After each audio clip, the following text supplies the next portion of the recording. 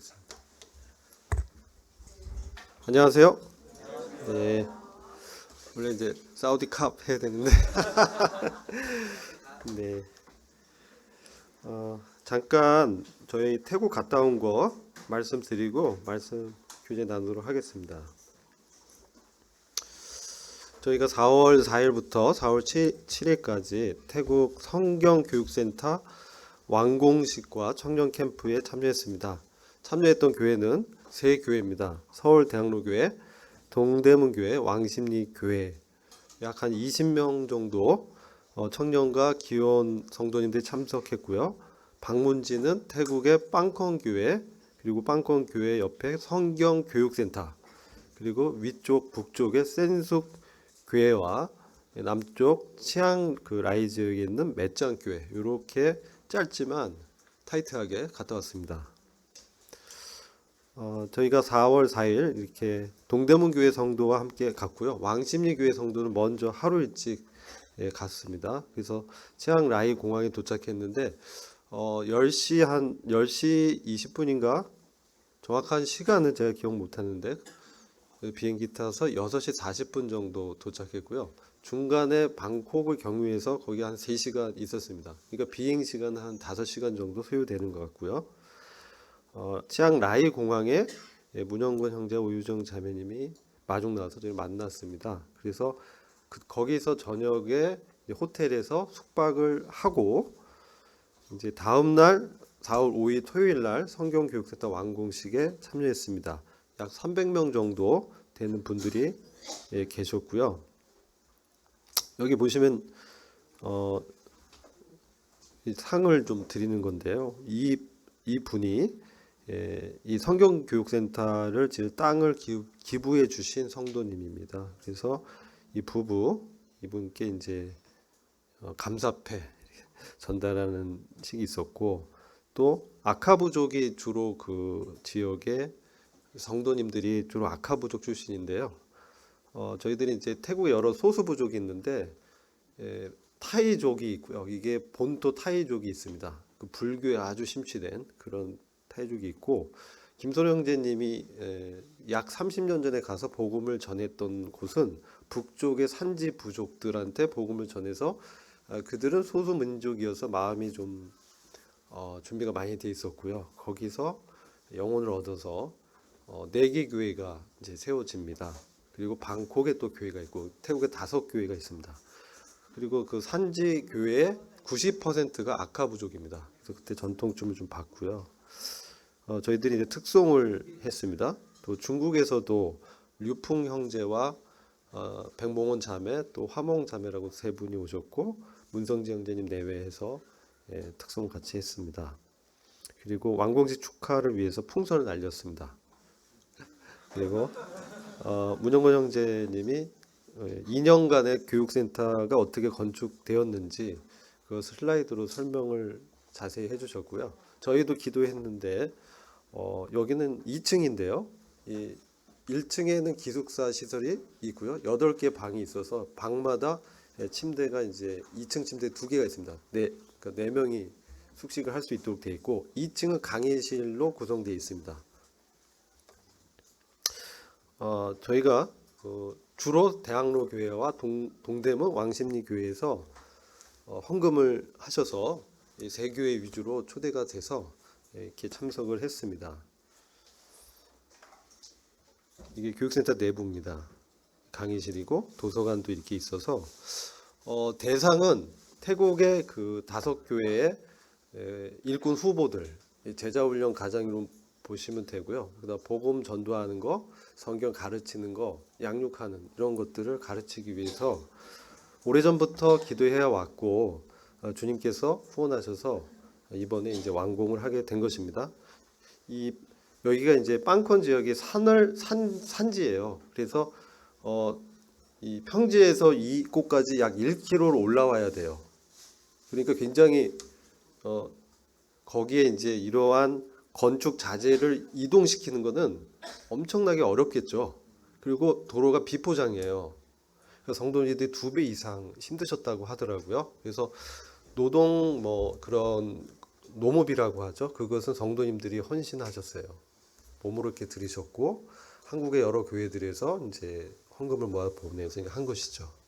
그래서 주님이 여기서 이제 미얀마가 가깝습니다. 그래서 미얀마 부족에 거기가 아카 부족이 많아요. 그래서 언어가 같습니다. 그래서 그들을 좀 초대해서 일도 시키고 옆이 이제 커피 농장이에요. 농장이 있는데 농장에서 일을 하고 거기서 번 돈으로 성경센터에서 교육을 받을 수 있도록 그런 어떤 계획도 있습니다.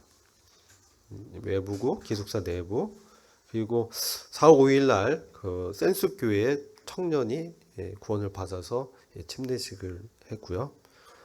5일 날 말씀 시간을 이제 두 파트로 청년 캠프는 동대문 교회 김선 형제님이 말씀하셨고 일꾼들에 대해서 제가 말씀을 나눴습니다.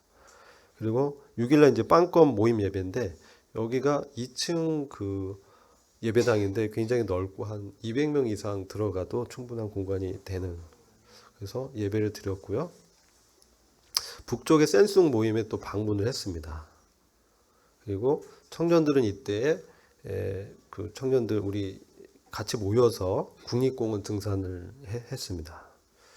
그리고 저녁에 문성주 형제님과 유풍 형제가 이제 말씀을 나눴고요. 또 동대문 교회와 왕십리교회의 김지훈 형제님, 김승호 형제님 두 분도 말씀을 나눴습니다. 그리고 맛있는 바베큐 파티 그랬고요. 갈 때마다 돼지를 잡아서 막 먹었는데 이번 한 4마리 잡았다고 하더라고요. 그리고 4월 7일 오는 날 아침에는 저와 상용 형제님이 말씀을 나눴습니다.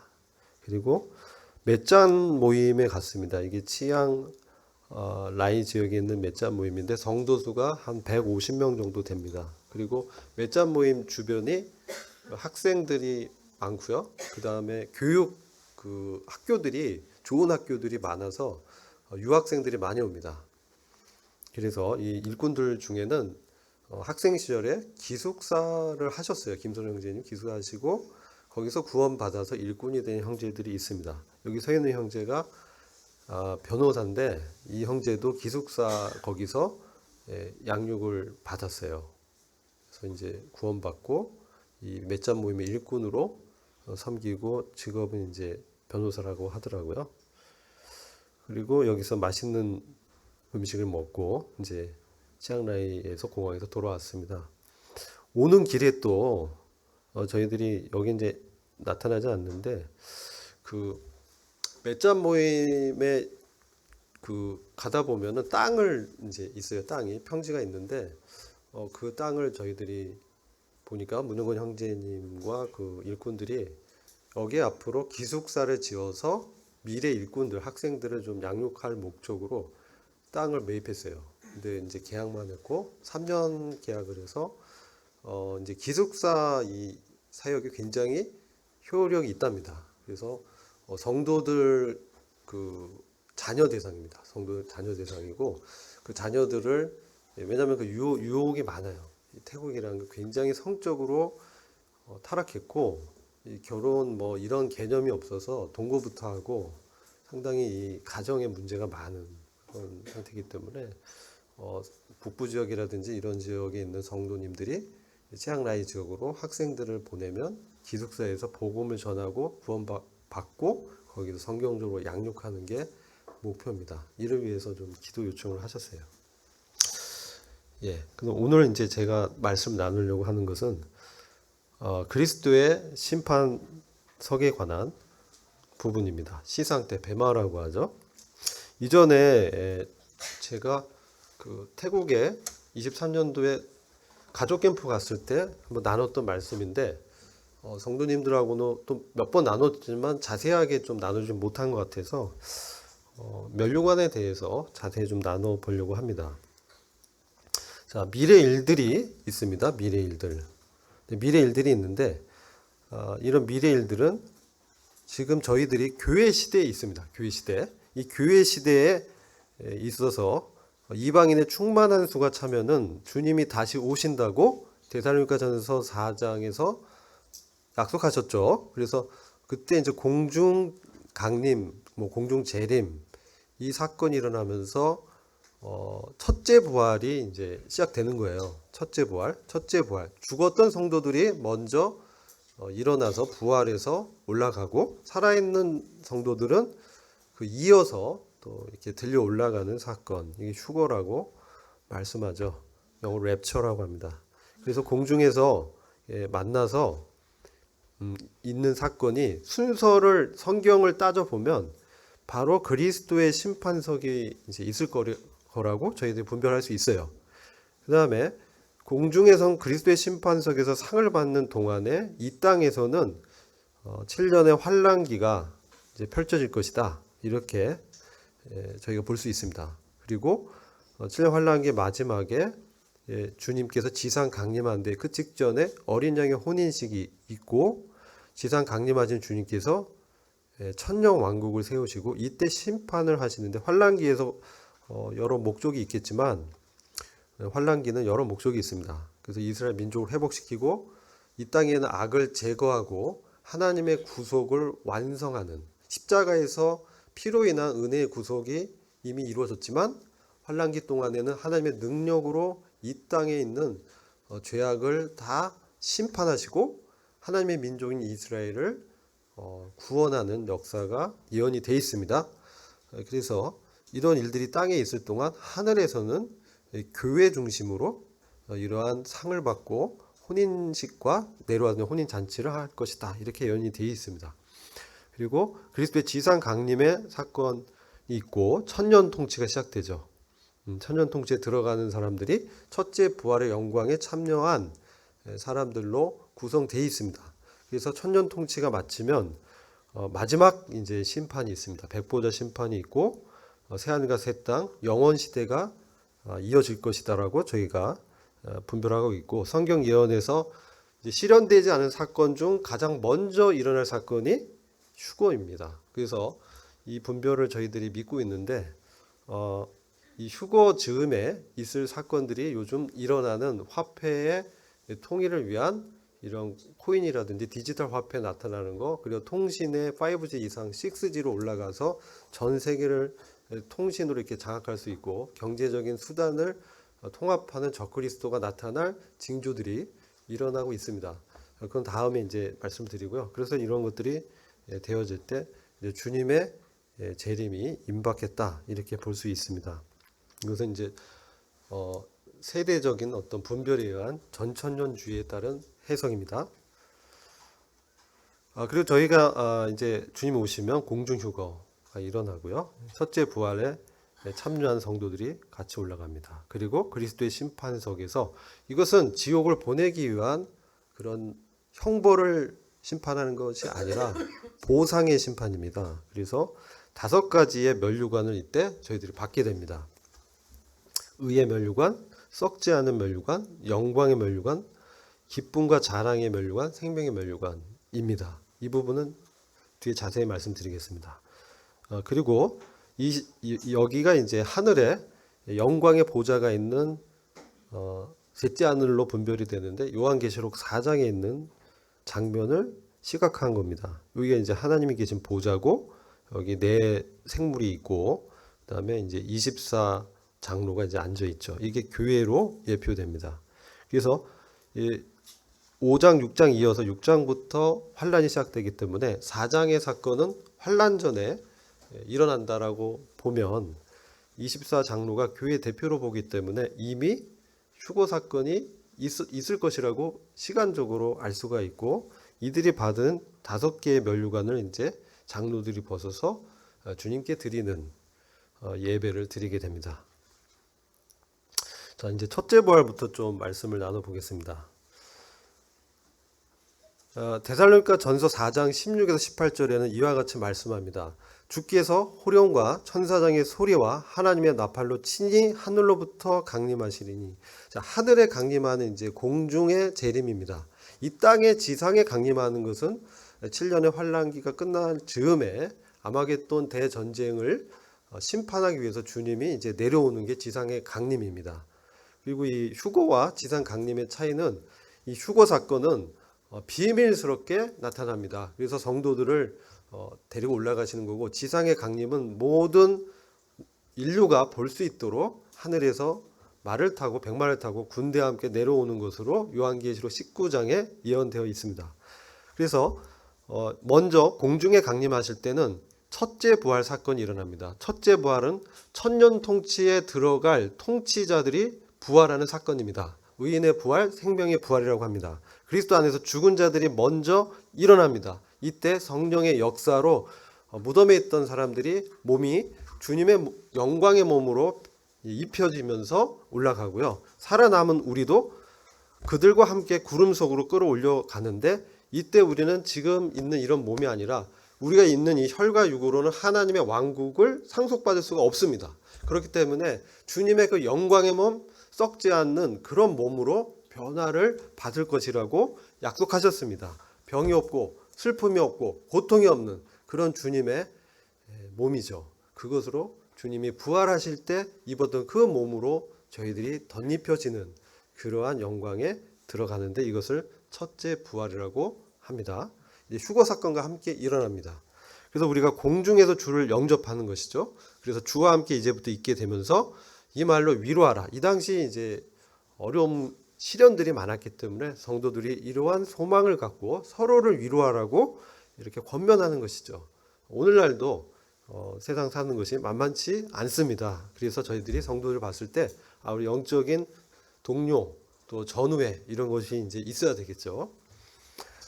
자, 계시록 20장 4절에서 6절을 보시면 이 천년 통치에 들어가는 사람들에 대한 예언이 기록되어 있습니다. 이 보좌들을 보니, 아까 제가 계시록 4장에 보좌를 보여드렸죠. 근데 보좌들이라는 것은 하나님의 영광의 보좌 주변에 24장로의 보좌들을 복수로 호칭하면서 거기에 앉은 자들, 24장로들, 즉 교회의 대표들이 심판하는 권세를 받았다라고 했습니다. 이때는 그러니까 고린도전서 6장 2절 보면 교회는 세상과 천사를 심판하는 권세를 받았습니다. 근데 이제 세상은 뭐냐면 우리가 산 이 세상이고요.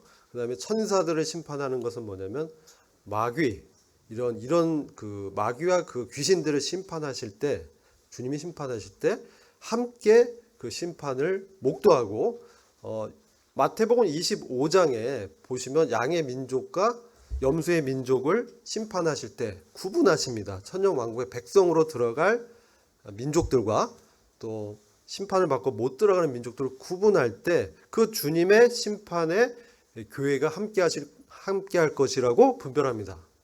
거기서 교회가 들림받는 것이 아니라 하늘에 이미 주님과 혼인식을 마친 그 교회가 내려와서 양의 민족과 염소 민족을 구분할 때 주님의 판단에 예배로 함께 참여할 것입니다.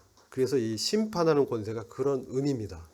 그래서 이 권세를 받았고 예수 증거와 하나님 말씀 인하여 순교한 사람들, 환난기 동안에 순교한 사람들도 부활해서 첫째 부활의 영광에 들어가서 살아서 이좀 죽은 사람들이에요. 이미 목배임을 받은 자인데 누구와 함께 또 사냐? 이 이마손의 짐승표를 받지 아니한 자들, 이것을 환난기 성도라고 합니다. 666표라고도 하고 짐승의 표, 거래와 매기의 수단을 받지 아니한 사람들은 목배임을 당합니다. 적그리스도가 자기를 신격화하면서 절하지 않는 자들 다 죽입니다. 근데 그들이 다시 살아나서 그리스도와 함께 천년 동안 통치한다. 이것을 저희는 문자 그대로 믿습니다. 그래서 천년 통치가 이 땅에 세워질 때 첫째 부활의 영광에 들어가는 교회와 순교자들과 환난기 성도들은 함께 다스릴 것입니다. 그래서 하나님과 그리스도의 제사장이 되어서 천년 동안 그리스도와 더불어 왕노릇하리라. 이것이 교회가 지향하는 하나의 굉장히 큰 목적입니다. 그래서 이러한 첫째 부활에 들어가는 사람들은 이 땅에서 그럼 어떤 삶을 사냐? 이것이 로마서 8장 17절에 자녀이면 후사, 즉 상속자야, 하나님의 상속자여 그리스도와 함께한 후사니 그와 함께 영광을 받기 위하여 고난도 함께 받아야 할 것이다. 이렇게 이제 말씀하죠. 생각건대 현재의 고난은 장차 우리가 나타날 영광과 좋게 비교할 수 없도다. 현재의 고난. 여러분 고난을 경험하고 계신가요? 아닌가요? 사도 바울이 이렇게 말씀했죠. 내가 그리스도의 남은 고난을 내 몸에 육체 가운데 채우노라라고 하셨어요. 그러니까 물론 이제 사회주의에서 복음을 전할 때 받는 핍박받는 그런 외적 고난도 있지만 교회에 남겨진 그리스도의 고난이 있다는 것입니다. 그래서 교회가 영광스러운 거예요.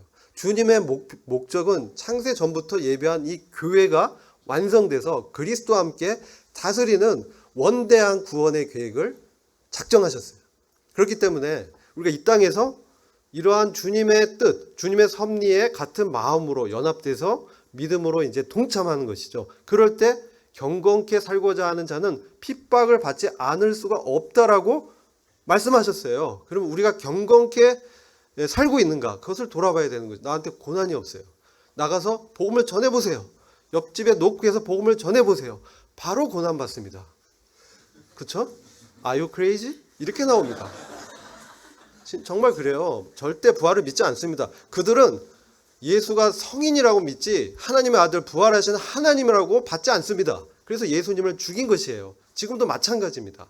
그런데 그 세상과 우리가 짝할 수는 없습니다. 세상에 살지만 우리는 대사요 나그네요 이방인으로 섞여서 그들에게 복음에 합당한 신앙을 통해서 그들을 그리스도께로 구원하기 위한 그러한 통로로 사는 것이죠.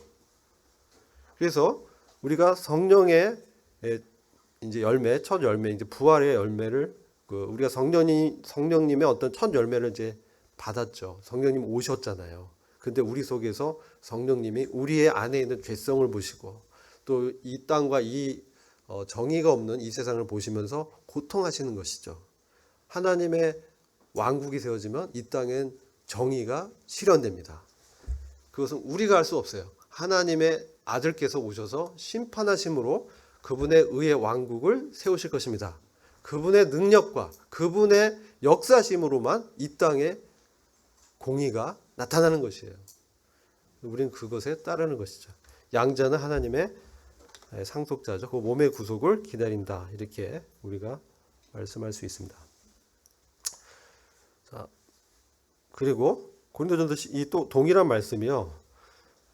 내가 그리스도 예수 우리 주 안에서 가진 바 너에게 대한 나의 자랑을 두고 단언하느니 나는 날마다 죽는다. 날마다 어떻게 죽어요? 나를 찔릅니까? 아니죠. 날마다 죽는다는 건 자기 부인을 말하는 거예요. 나는 내 육체의 욕구는 이런데 그것을 그대로 하지 않고 그리스도의 성령을 통해서 내게 말씀하는 그 말씀에 따라 나의 몸을 쳐 복종시키는 자기 부인이 이 죽음이라고 표현한 거예요. 이게 우리가 하는 현재의 영적인 시련과 고난입니다. 나는 이런 거 없습니다. 이러면 우리를 이제 돌이켜 봐야죠. 나는 왜 날마다 죽는 자기 부인이 없을까? 바울은 그것을 자랑한다라고 단언했습니다. 우리도 그러한 자랑을 하는 이 사도 바울의 본을 따르기 원합니다. 그래서 고린도서 4장 11절 보면 우리 산자가 항상 예수를 위하여 죽음에 넘긴다. 예수의 생명이 또한 우리 죽을 육체에 나타나게 하려 함이라.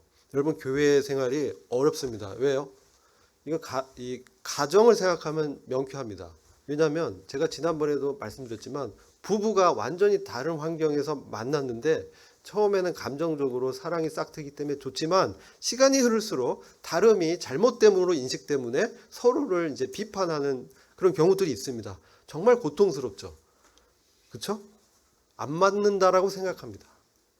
아 정말 안 맞아. 대화가 안 통해. 소통이 안 돼. 오 마이 굿니스 이러면서. 그렇죠? 아닌가요? 네, 그렇습니다.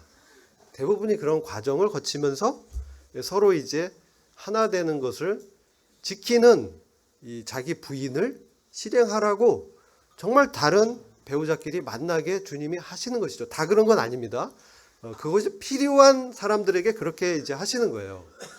저처럼 자아가 강한 사람은 그런 과정을 통해서 철저하게 나의 옛사람을 주님이 보게 하시고 그것을 내려놓게 하시고 만약 가정에서 그것을 경험 못하면 직장에서 또는 군대에서 학교에서 주님이 그러한 영적인 훈련을 시키십니다. 그때 주님을 생각하면서 내가 주님을 위해서 이 사람의 말이 나한테 거스르지만 나를 위하여서 죽으신 주님 때문에, 그분의 사랑 때문에 죽음에 넘긴다. 나를 부인할 때 주님의 부활의 능력이 그것을 견디게 나타난다는 것이죠. 이게 중요합니다. 자, 그래서 이 고린도후서 4장 17절에 우리의 잠시 받는 환난에 경한 것이 지극히 크고 영원한 영광에 중한 것, 무거운 것, 이것을 우리에게 이루게 합니다. 우리가 지금 여러 어려움이 있어요. 우리가 이 초대교회처럼 순교를 당하지 않지만 우리가 이 현지의 고난, 지금 우리도 초대교회 성도들처럼 시련과 어려움이 있습니다. 그럴 때 왜 경건케 살려고 하니까 이 세상은 우리를 그렇지 않게, 그건 뭐 어리석은 거야. 그렇죠? 그렇게 이제 세상의 가치로 그리스도인들을 미혹하죠. 그렇죠? 특별히 죄 부분, 정욕 부분 이런 것들은 굉장히 심각하죠. 그래서 그런 부분들이 다들 그렇잖아. 괜찮아. 이것은 사탄의 속임수입니다. 절대 그렇지 않습니다. 어떠한 죄도 타협하면 안 됩니다. 이게 주님은 그러한 큰 목표와 기준을 우리한테 주시는 거예요. 그걸 할 때, 나를 이렇게 부인할 때 이 고통이 오죠. 이렇게 살아야 되는가? 그렇죠? 그렇죠? 안 그렇습니까? 자기를 부인할 때 마치 죽는 것처럼 싫고요. 내 자존심 내려놓고 그래 내가 잘못했지. 이런 과정을 통해서 주님의 영광, 즉 주님을 닮아가는 성화의 구원이 이루어져 가는 거예요. 그런 사람들이 첫째 부활의 영광에 동참하면서 주님의 마음을 알기 때문에 이렇게 심판할 때 맞습니다 주님 옳습니다. 주님의 판단은 옳습니다. 이렇게 예배를 드리는 것입니다. 그래서 우리는 다 로마서 14장 10에서 12절 보면 우리가 이제 교회 안에서 형제들을 판단하기 쉽습니다. 저도 이런 적이 있는데 근데 그것은 옳지 않습니다. 왜냐하면 그를 세운 분이 주님이기 때문에 판단을 유보하십시오. 지금의 모습이 그의 진정한 모습이 아닙니다. 지금은 애벌레지만 이제 변태를 거쳐서 번데기가 되고 나중에 정말 날개를 활짝 핀 나비가 이제 될 것이에요. 그 과정에 우리가 다 있습니다. 이게 변화 과정이잖아요. 성화라고 하잖아요. 그러니까 지금 절대 판단하지 마십시오. 기도하십시오. 나와 다르다고 틀린 게 아닙니다. 그렇죠? 그래서 그런 거에 대해서 우리가 주님의 심판대에서 그렇게 시간을 보낸다면 손해를 받게 돼 있어요. 주님 앞에서 하나님께 회개 보고를 할 것이다 이렇게 말씀하셨고 고린도전서 3장 12에서 15절을 보면 우리가 이제 이렇게 교회 사역이요 집을 짓는 것으로 표현됩니다. 하나님의 집을 세워가는데 같이 동역을 하는 거예요. 근데 그 재료를 금이나 은이나 보석같이 주님의 그 성령의 열매로 집을 짓는 그러한 사람들은 그 공력이 인정받지만 그렇지 않고 나무나 곤초나 집은 뭡니까? 일시적인 세상적인 것, 육체적인 것들로 나의 꾀로 나의 지혜로 하려다 보면 그것은 집을 세울 수 없습니다. 항상 말씀 기준, 성령의 인도함, 그 다음에 교회 안에서 어떤 질서와 교회 진리에 따라서 이런 것들이 분별이 돼야 됩니다. 그래서 이게 다 이제 주님이 인정치 않으면 정말 헛세월을 살면 안 되잖아요. 그래서 교회에서 배우고 연합하는 게 매우 중요합니다. 그렇죠. 혼자 내가 독고다이로 그냥 나가서 혼자 한다? 될 수가 없습니다. 왜요? 나를 날카롭게 깎아주고 긁어주고 화나게 해주는 지체들이 있어야 나의 이 옛 성품들이 드러나면서 주님 앞에 엎드리게 됩니다. 이게 이제 서로 철을 날카롭게 하듯이 그런 것이 없을 수 없어요. 만약 그게 없다면 이런 거예요. 속은 안 그런데 겉으로 그래라고 웃지만 속에서는 안 그래라고 생각하는 것들이 비일비재할 수 있습니다. 그래서 우리가 이런 것들을 잘 봐야 돼요. 그래서 우리가 그리스도의 심판대 앞에서 우리의 행위, 이 동기의 심판과 그거에 따라 나타난 그것이 행동으로 나타나죠. 그렇죠? 믿음이 있는데 행동이 없다. 죽었다 하잖아요. 그래서 우리 안에 그런 동기를 주시면 이제 순종하는, 그래서 열매를 맺을 수 있게 이런 것들 하나님이 상을 주신다는 거예요. 자, 교회 진리가 매우 중요합니다. 여기에 따라서 우리가 교회 생활해야 돼요. 자 보시면 에베소 4장 7절 보면 우리 각 사람에게 그리스도의 선물의 분량대로 은사를 주셨다. 은혜, 은사 같은 말, 기프트입니다. 우리가 은사를 있는데 내가 전도자가 되고 싶어, 내가 교사가 되고 싶어, 이러한 소원도 중요하지만 주님의 성령이 우리한테 그 분량대로 주는 거예요. 그러니까 주권이 성령께 있는 거예요. 4장 11절 보면 그가 혹은 사도, 선지자, 복음 전하는 자 혹은 목사, 교사로 주셨다. 초대교회에 있었던 일꾼들이죠. 지금 있느냐? 사도와 선지자, 예언자는 교회 기초를 세움으로써 그 임무를 다했어. 그래서 지금은 교회에는 전도자와 목자와 교사가 있는 거예요. 근데 혹 이럴 수 있어요. 선교지에는 사도적 은사로 이런 게 필요한 사람들이 있어요. 그리고 대언의 은사가 필요할 때는 사도와 선지자의 은사는 끝이지만 필요에 따라 하나님께서는 거기에 사도적인 은사를 일으키는 사람을 세워서 교회를 거기서 세우게 하는 역할을 하시는 거예요. 그래서 요즘 들으면 이제 선교사들이 이러한 사도와 선지자, 대언자의 역할을 선교지에서 하는 것이죠. 그 목적은 뭡니까? 교회를 세우는 것이에요.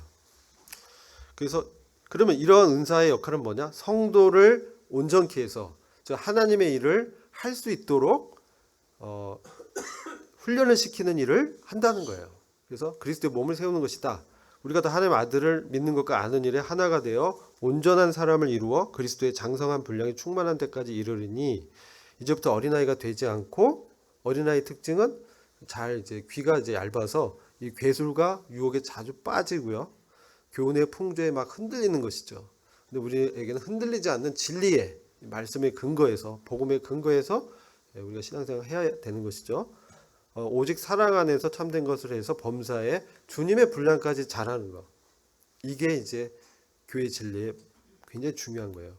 그분이, 주님이 우리의 머리다. 그래서 주님의 어떤 말씀의 통제, 이게 되게 중요합니다. 리더십은 뭡니까? 이것을 잘 분별해서 같이 이제 순종하면서 함께 할 때 같이 하고 자기도 이제 따르는 그런 본을 보이는 리더십이 중요합니다. 그래서 온몸이 각 마디를 통해서 도움을 입는다. 주님의 그 머리 되심을 우리가 인정할 때 마디의 역할을 하는 어떤 은사와 직분자를 통해서 도움을 입는 거예요. 그랬을 때 서로 연결돼서 우리 분량에 맞게 역사에서 몸된 교회를, 즉 우리 스스로에게 역할을 하는 거예요. 우리 각자가 가진 은사와 재능이 다 달라요. 역할이 달라요. 그렇죠? 그러면 그런 역할을 이제 서로 하면서, 어떤 지체가 이제 물을 이렇게 했잖아요. 그러면 말씀 전하다 보면 목이 마르니까 마시면 이 역할을 한 거예요. 필요하잖아요, 저는. 이런 것처럼 이게 작은 일이지만 주고받는 것입니다. 원회가 없어요. 주고받게 돼 있어요. 그래서 서로 상합하고 연락한다. 서로 연결돼서 서로 분량대로 일을 해서 그 몸을 교회를 자라게 한다. 이 몸은 뭐예요? 우리입니다. 우리예요. 건물이 아닙니다. 우리가 몸이잖아요. 우리가 믿음의 분량계 자라가면서 세워지는. 근데 그 안에 중요한 원리는 사랑하는 마음으로. 그죠? 이게 중요합니다. 그리스도의 사랑으로 이제 하는 것이죠. 로마서 12장 1절 좀 자세히 하는데 제가 이 말씀 다 설명 못 드리고 3절에 보시면 이 말씀이 있어요. 우리가 이제 영적인 예배를 드리는데 이 세대를 본받지 말고 마음을 새롭게 함으로 변화를 받아서 하나님의 선하시고 기뻐하시고 온다는 뜻이 무엇인지 분별해라. 그래서 그것이 무엇이냐라고 이제 하면서 말하는 게, 내게 주신 은혜로 너희에게 말한다. 각인에게 말한다. 각인에게 말하는데 마땅히 생각할 이상의 생각을 품지 말고 각 사람에게 나눠주신 믿음의 분량대로 지혜롭게 생각하라. 그럼 그게 뭐냐? 라고 했을 때 바로 몸에 많은 지체가 있다는 거예요. 내가 다 하지 말고, 어떤 사람들은 그런 부담이 있어. 내가 다 해야 돼. 좋은 부담인데요. 처음엔 다 할 수 있지만 일이 늘어나서 못합니다. 그래서 뭡니까? 분담이 돼야 돼요. 역할에 따라서. 그래서 모든 지체가 같은 직분을 가진 것이 아니다. 모두 다 사도도 아니고, 모두가 교사가 아니고, 모두가 다 전도자가 아니에요. 자기 은사가 무엇인지를 빨리 알아야 돼요. 그래서 그것이 나의 믿음의 분량이고 그 기준은 그리스도입니다. 그래서 이것은 장성한 그분의 분량까지 우리가 잘할 때 나한테 맞지 않는 그 이상의 생각을 품지 말라는 것이죠. 나한테 주님이 소원을 주는 그런 것들이 있습니다. 그리고 주변에서 인정해주는 은사들이 있습니다. 그것에 맞게 섬기라는 거예요. 그렇게 됐을 때 잘 세워지는 거예요. 그게 원리대로, 교회 원리대로 하는 거예요. 그래서 은사가 각각 다르다. 이것이 믿음의 분량대로 지혜롭게 생각하는 예로 4절, 5절, 6절에서 설명해 주는 거예요. 아시겠죠? 교회 안에서 내가 마땅히 이건 내 은사가 아닌데 너무 오버할 필요 없어요. 그렇죠? 내가 어떤 사람에게 만나는데 너무 두려워요. 그럼 그런 사람은 전도의 은사는 아닌 거예요. 그죠? 그런 사람들은 소개하거나 이렇게 밥을 사주거나 이제 그러한 전도를 할 수 있는 인트로 역할을 이제 해주는, 그렇죠? 그런 거가 그의 은사인 거예요. 잘 극복이 안 됩니다. 기질이기 때문에. 주님이 그런 기질과 은사를 주셔서 그걸 극복하는 사람도 있어요. 탁월한 은사를 줬을 땐 극복이 돼요. 그런 사람 가끔 봅니다. 근데 아무튼 이런 것들을 지혜롭게, 믿음의 분량대로 지혜롭게 생각하라. 그래서 지체 역할이 중요한 거예요. 그래서 예언, 대언, 말씀도 믿음의 분수에 따라 자기가 경험하고 정말 고민해보고 내가 이거에 대해서 확신하는 그런 말씀을 예언하라는 것이죠. 대언하라는 것이죠. 섬기는 일, 교사의 일, 위로의 일, 구제의 일, 다스리는 일, 긍휼 베푸는, 이게 다 교회 안에 지체들한테 맡긴 일들이라는 거예요. 우리한테 주님의 지혜가 필요합니다. 그때 중요한 거는요, 주님의 마음이에요. 근데 내가 내 은사가 아닌데 그죠? 막 판단하거나 했을 때 어떻게 돼요? 어려움이 생겨요. 그리고 나한테 쓴뿌리가 생기고, 그렇기 때문에 뭡니까? 겸손한 것. 주의 마음이 중요한 거예요. 너희 안에 주님의 마음을 품으라. 그리스도 예수의 마음이다. 그는 근본 하나님의 본체시나 동등됨을 취할 것을 여기지 아니하시고 자기를 비우시고 어떻게 해요? 인간의 몸을 입으시고 순종하시되 죽기까지 순종하셨다. 이게 주님의 마음이잖아요. 그렇죠? 그래서 그런 마음을 갖고 있을 때 내 은사가 달라요. 다른 분이 잘해요. 그러면 그분을 세워드리는 거죠. 그렇죠? 이게 주의 마음이에요. 근데 잘 안 됩니다. 잘 안 돼. 내 육체에 그런 연약이 있기 때문에 잘 안 돼요. 그럴 때 주님은 뭡니까? 교훈하시고 그를 삶에서 다듬으시고 단련하셔가지고 그가 주님을 떠나서는 아무것도 할 수 없다라는 사실을 깊이 인식하고 경험하게 그런 시련이나 어려움을 허락하십니다.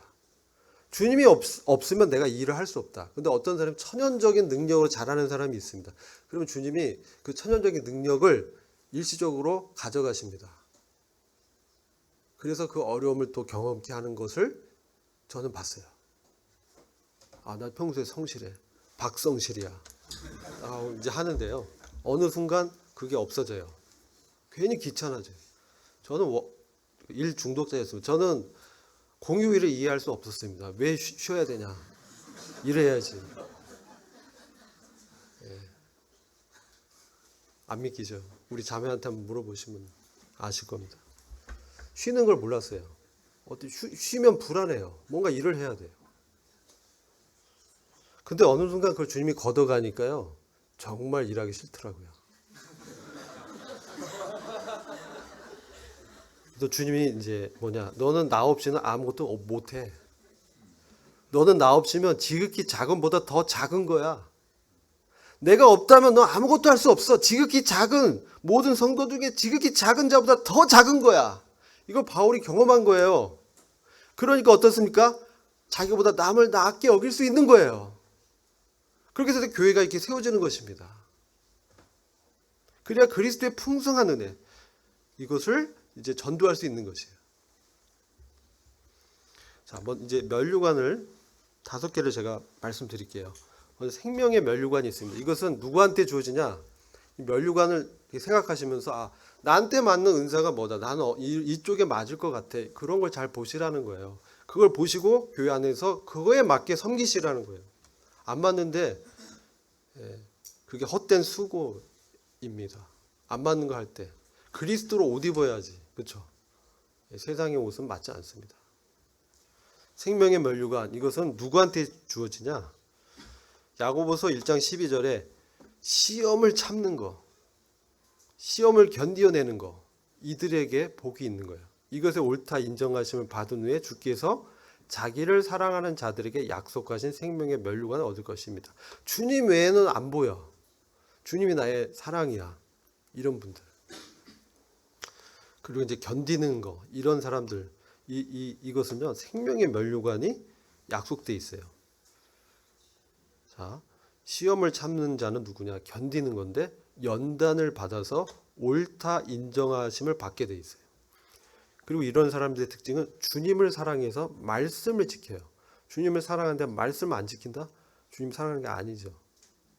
예, 그것은 사랑하고 싶은데 아직 육체가 연약한 거예요. 판단하면 안 돼. 그렇죠? 기도해야 돼요. 계명을 지킨다는 건 킵한다는 얘기입니다. 말씀을 먼저 내 마음 안에 킵하는 거예요. 그다음 그걸 묵상하면서 그것을 기도할 때 주님이 그 능력을 삶 가운데 주십니다. 그럴 때 주님이 함께 하심을 할 수 있는 거예요. 그래서 또 계시록 2장 10절에 보면 장차받을 고난을 두려워 말라. 이제 순교자들에 대한 이런 영광이 생명의 관입니다. 그리고 죽음을 각오하고 말씀을 지키고 타협하지 않는다. 그래서요, 이제 죄에 타협하면 사실 안 되는 거예요. 그래서 여러분들이, 저도 그렇고 성도님들이 이거 이 정도는 괜찮지. 근데 죽음을 각오하고 말씀을 지키려는 마음이 있어야 돼요. 그런 분들은 뭐 교회 일을 안 하셔도 내가 생활 속에서 말씀을 지키는데 내가 목 다 건다. 그럴 가치가 있어요. 왜냐? 이건 영원한 영광에 들어가는 거기 때문에 그래요. 이 세상은요, 불태워지고 없어질 겁니다. 유토피아는 없습니다. 주님이 오시면 이 세상은 천년 통치에 들어가고 다 심판을 통해서 상급이 다 이렇게 받게 돼 있거든요. 그때 내가 이 상을 놓치면 천년 통치뿐만 아니라 영원한 통치에서도 정말 그 상 없이 살게 되는 거예요. 그래서 우리가 이것을 굉장히 중요하게 여겨야 되는 거예요. 죽음의 첫째 벌의 영광에 들어간다. 로마서 5장 2절을 보면 믿음으로 서 있는 은혜에 들어가는 사람들이 이제 하나님 영광을 바라고 즐거워하는데 환난이 있습니다. 그렇죠? 환난은 타작기라고 번역이 됩니다. 우리가 이 시련은 타작하는 거예요. 타작. 알곡을 만들기 위해서 껍데기를 막 이제 탈곡할 때 타작되잖아요. 근데 그게 힘들죠. 근데 즐거워하는 믿음을 위해서 기도하십시오.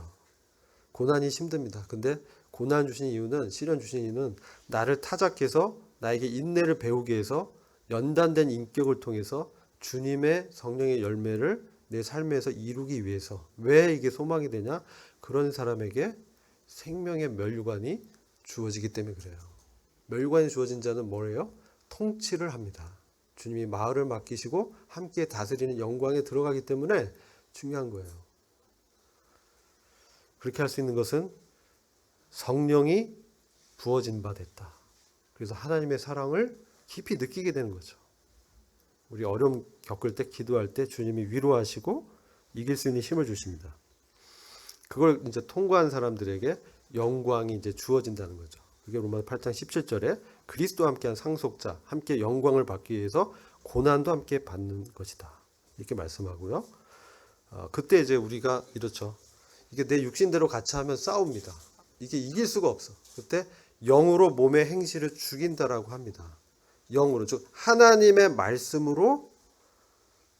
말씀으로만이 내가 이제 하고 싶지 않은 그런 행실을 죽일 수 있어요. 이 죽인다는 뭐냐면 이 죄를 소멸시키는, 즉 죄의 권세가, 사실 죄와 사망의 권세가 깨졌거든요.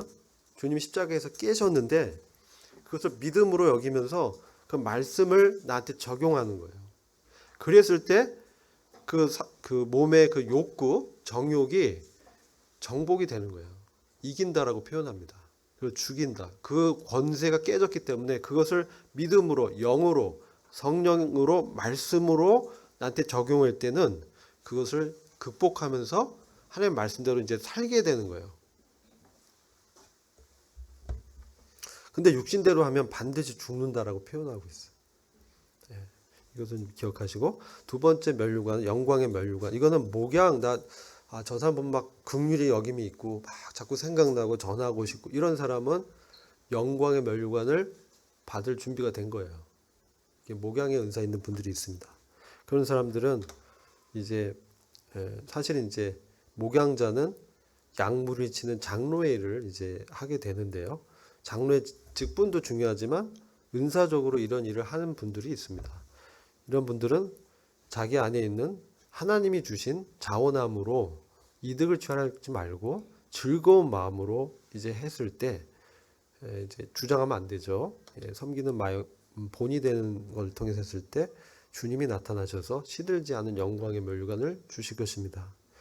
이 너희 중에라는 것은 성도와 목양자는 클래스가 있는 것이 아니라 평등한 그리스도 안에서 수평한 그러한 위치에 있다는 거죠. 다만 질서상 장로들이 인도자지만 사실 주님이 봤을 땐 교회에 가치 있는 양무리를 치는 그런 가치 있는 사람들이니까 하나다. 근데 이 권위와 질서를 무시하면 안 됩니다. 그걸 지켜야 돼요. 그 일을 못 합니다. 일을 할 수 있도록 권위와 질서를 인정해 줘야 되고 하나님의 뜻을 쫓아서 하나님의 뜻을 쫓아 자원함으로. 이건 뭐냐면 그 말씀을 받을 때 내가 그 말씀에 반응해서 긍휼히 여기는 마음과 목양의 자의 마음이 이렇게 나오는 거예요. 그리고 그걸 또 명령으로 받고 자기가 이제 순종하려는 그런 동기가 있는 것이죠. 그랬을 때 이렇게 목양의 일을 할 수 있는 거예요. 목양의 일은 너무나 고되고 힘듭니다. 근데 듣기 싫은데 그 얘기를 계속 들어줘야 돼. 그쵸? 우리 지체들이 얘기 들어주고 어떨 땐 3시간 막 얘기하는데 들어줘야 되고 그쵸? 그런 일들이 있습니다. 근데 그것은 그에게 주님이 주시는 능력이고 은사입니다. 들어주는 은사가 되게 중요하거든요. 그때 이제 자원함, 이건 누가 시켜서라기보다 주님이 주신 마음으로 하는 것이고 대가를 바라지 않고 하는 거.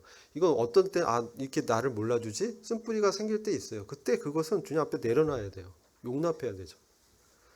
주장하지 않고 이건 뭐예요? 기다린다는 것이죠. 막 왜 이렇게 못해? 이런 마음은 내려놓고 기다리는 거. 그러니까 시간이 걸립니다. 그리고 본이 되는 것, 자신도 거기에 이제 순종하는. 그게 주님의 가신 십자가 길이잖아요. 근데 목자장이라는 표현은 주님의 통찰이 있다는 거예요. 그분이 나의 목자장이다. 내가 아니라. 주님께 짐을 내려놓죠. 기도하면서. 지금 왜 그렇습니까? 이렇게 좀 내려놓을 수 있고요. 주님 나타나실 때 면류관 주고요. 그 다음에 전도자들에게는 기쁨과 자랑의 면류관을 주셨습니다. 이것은 데살로니가전서 4장 19, 20절에 보면 우리 소망이나 기쁨이나 자랑의 면류관은 뭐냐? 그때는 이제 얻은 영혼들이 우리 영광이요 기쁨이다. 그래서 전도자들은 그 영혼이 그들의 면류관이 되는 거예요. 전도자들은. 그래서 이들은 그 영혼을 봤을 때 그의 소망이 되고 기쁘고 자랑스러운 그 주님이 인정한다는 것이죠. 바울은 그런 자랑거리가 있었습니다. 우리도 복음을 전해서 그 영혼이 주님 안에서 성장하고 장성한 분량에 이르도록 되는 걸 볼 때 주님이 그 날에 주 예수의 날에 서로 자랑이 된다는 거죠. 얼마나 놀랐습니까? 여기 보면 바울이 고린도후서 1장 14절에 주 예수의 날에 너희가 우리의 자랑이 되고 우리가 너희의 자랑이 된다. 너무나 아름다운 관계죠. 그리고 빌립보서 4장 1절에 나의 사랑하고 사모하는 형제들아 나의 기쁨이요 면류관인 사랑하는 자들아 이와 같이 주 안에 서라. 이렇게 권면하고 있죠. 빌립보 교회는 특별히 사도 바울의 사역을 후원했던 교회였죠. 어려울 때. 그래서 우리가 일꾼들이라든지 선교사들을 이렇게 후원하고 이런 되게 중요합니다. 후원 사역 되게 중요합니다. 선교지, 전도자, 선교사, 그렇죠. 연결이 되죠.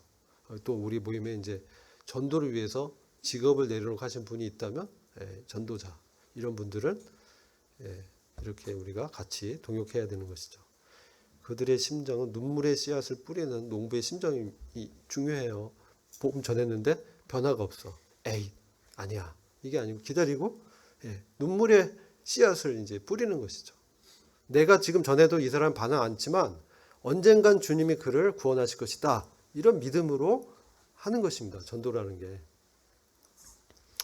그리고 결국은 나는 죽고 형제들이 드러나는 삶을 추구하는 거예요. 그래서 내가 자랑이 아니라 저 구도자가 나중에 구원받고 그들이 이제 기쁨과 자랑의 면류관이 되도록 어떻습니까? 서포트 하는 거예요. 서포트. 그 이제 교사나 양육한 사람들이 이제 할 수 있도록 도와주는 것이죠. 분단 사역이죠. 그럼 주님이 그 영광을 공유하게 하는 거예요. 함께 상을 받는 동료 의식이 중요합니다. 그렇죠? 내가 꼭 복음을 잘 못 전해도 복음을 전할 대상인 구도자에 대해서 함께 기도하고, 그렇죠? 그다음에 물질을 같이 헌금해서, 그렇죠? 그의 어떤 필요를 채워주고, 우리가 사랑한다 하지만 말과 그렇죠? 입술로만 하는 게 아니라 행함과 진실함으로 사랑을 표현하라고 하잖아요. 이게 되게 중요해요. 그렇죠? 이런 것들을 이제 이루어가는 것이죠. 그때 주님과 형제들의 합력 사역이다. 이거 필요하고 주 예수 날에 우리가 인정을 받을 것이다. 의의 면류관은 디모데후서 4장 8절 바울의 마지막 고백이죠. 디모데에게 유언처럼 남긴. 이제 후로는 나를 위해서 의의 면류관이 예비되었는데 누구냐?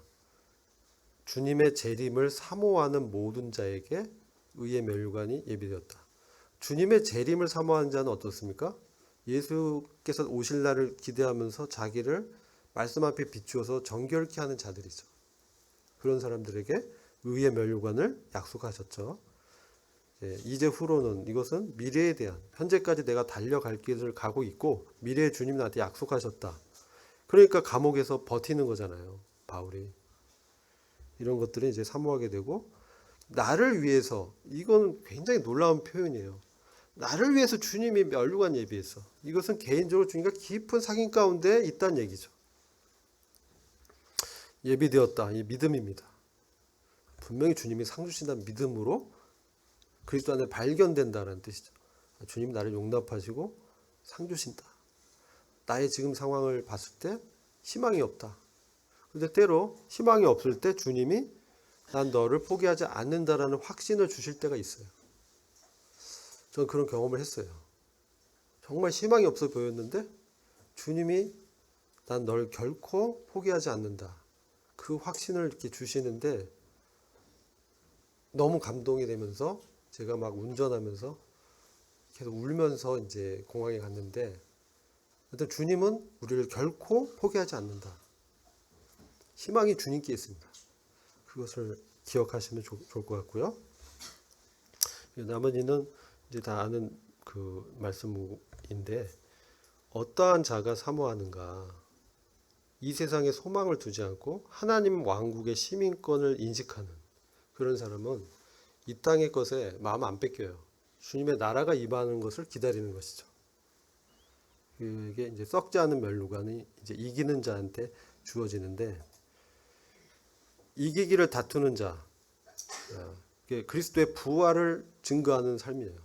부활의 신앙을 갖고 이기기를 다투는 자, 이제 상을 받기 위해서 다투는 것이죠. 모든 일에 절제한다. 하고 싶어 안 하는 거죠. 왜 살이 찝니까? 6시 뭐 먹어서. 그죠?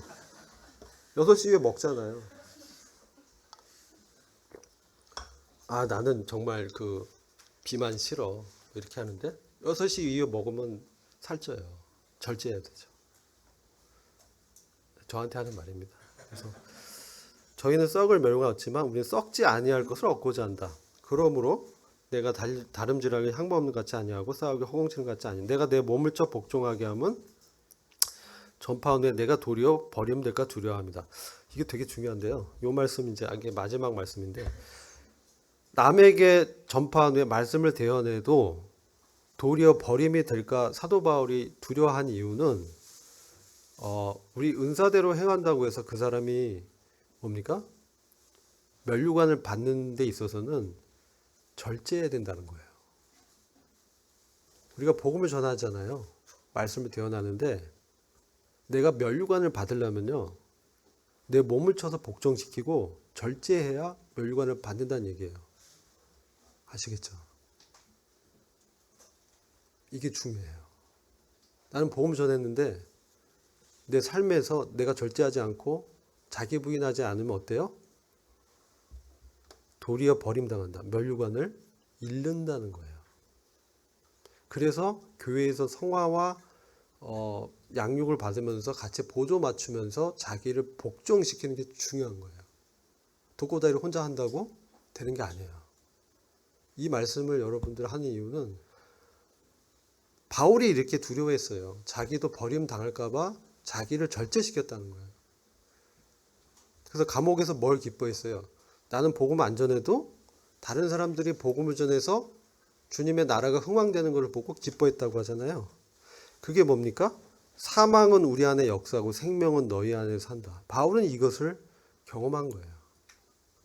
내가 죽어도 지체 안에서 역사는 생명이 나타나면 기뻐하는 거예요.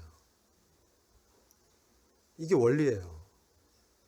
그러니까 우리가 뭘 할 때 내가 내 몸을 자기 부인하지 못하면 주님의 인정을 못 받아요.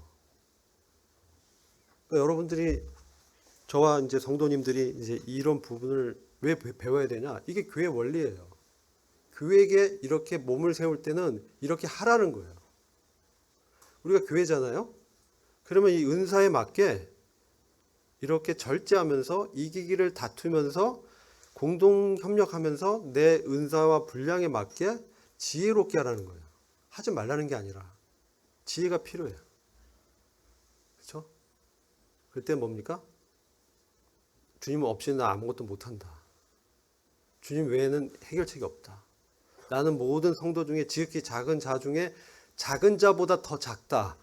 라는 인식이 저와 여러분이 경험하면 이제 뭡니까?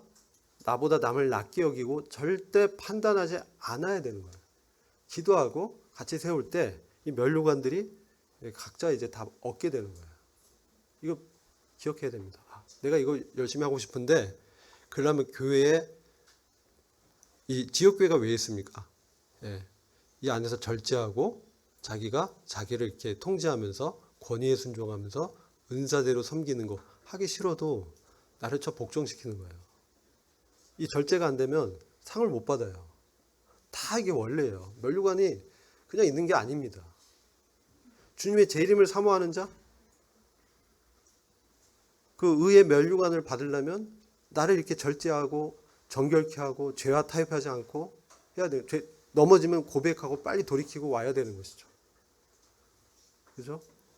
이런 것들이 안 되면, 그죠? 삶의 목적이 주님이시고 하나님의 왕국이라는 거. 이거 되게 중요한데, 하나님의 왕국은 지금 보이지 않지만 우리 안에 임한 주님의 권세요 통치입니다. 이게 하나님의 왕국이에요. 하나님의 왕국이 우리 안에 임했다는 건 주님이 우리 안에서 직접 말씀한다는 거예요. 근데 그것이 우리 밖에 있는 것이 아니라 우리 안에 있는 거예요. 그러니까 하나님의 나라를 확장한다는 건 무슨 얘기냐면 내 안에 오신 그리스도의 주권을 인정하는 거예요. 그렇게 됐을 때 내가 절제할 수 있는 거예요. 주님의 주권이 안 세워지면 헛수고할 수 있는 거예요. 바울이 그것을 깨달은 것입니다. 주님을 기쁘게 하는 것이 인생의 목적이어야 됩니다. 너는 먼저 그의 나라와 그의 의를 구하라 그렇게 말씀하셨잖아요. 그러니까 그것이 이 교회를 세우는 원리입니다. 그럴 때 내 몸을 절제하면서 이거 내 힘으로 안 됩니다. 육체 정욕, 안목의 종, 이생의 자랑은 우리를 계속 유혹하는데 그때 내가 그리스도와 함께 죽었고 내 안에 그리스도가 사신다는 믿음으로만 이길 수 있는 거예요. 저와 여러분 이 믿음으로 함께 이기는 압도적 승리에 동참하는 저와 여러분이 되기를 소망합니다. 기도하고 마치겠습니다. 아버지 하나님 감사합니다. 오늘